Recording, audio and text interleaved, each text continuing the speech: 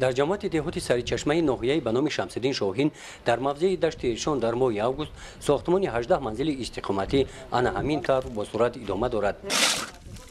این لایحه با پیشنهاد حکومت جمهوری تاجیکستان و دستگیری برنامه رشد سازمان ملل متحد برای با منزل تامین نمودن عائله‌های از آفت طبیعی ضرر دیده عملی کرده می‌شوند.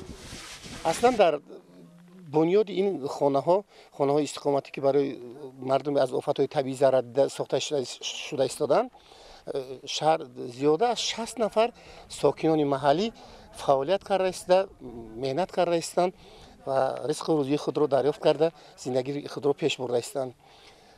باوری کامل دارم که رهبریت این مسئله کوشش به خرج می‌دهد که تا جشنی در پیش داده ما، یعنی 25 سالگی استقلالیت دولتی جمهوری تاجیکستان، خانه استقامتی را به شهروندان و تمام شرایط و اشیا و اسبابش ساختمانش را به اتمام رسانده و ساکنان تحفه کنند. ساختمان این منزل‌های استقامتی ماه مارس آغاز یافته ساکنان محلی به کار جلب گردیدند. خانه‌ها از 4 حجره عبارت بوده با خشت پخته ساخته شده‌اند. برای سریع وقت به انجام رسانیدن کارهای ساختمانی مسائل ساختمانی پورا تامین بوده قوای کاری می‌رسد.